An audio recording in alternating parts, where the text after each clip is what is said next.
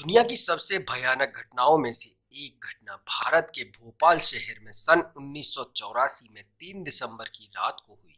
उस रात Bhopal railway station पर एच.एस. भुर्वे जो स्टेशन सुपरिटेंडेंट थे और गुलाम दस्तगीर जो डिप्टी स्टेशन सुपरिटेंडेंट थे, वह स्टेशन पर अपनी ड्यूटी कर रहे थे कि अचानक दस्तगीर की आंखें जलने लगी।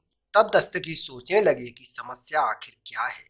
बात यह है कि भोपाल जंक्शन से 1 किलोमीटर की दूरी पर एक यूनियन कार्बाइड की फैक्ट्री थी जिससे लगभग 50,000 पाउंड जहरीली गैस लीक करती है और भोपाल शहर में फैलने लगती है। जब यह हादसा हुआ उस समय रात का समय था तो ज्यादातर लोग घरों में सो रहे थे।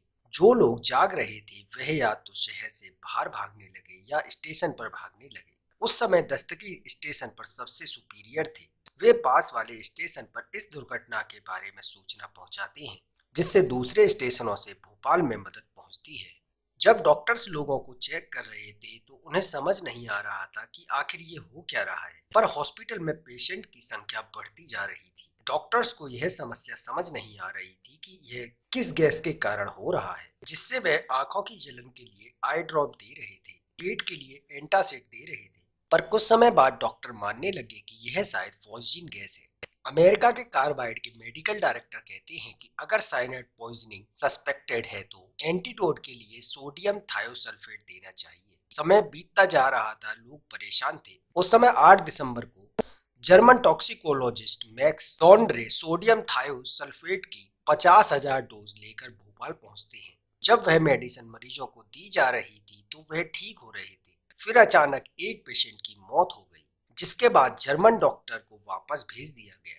पर जब ऑटोप्सी की गई तो पता चला कि पेशेंट में साइनाइड पॉइजनिंग के लक्षण थे। तब लगा कि सोडियम थायोसल्फेट का इस्तेमाल ही करना चाहिए था।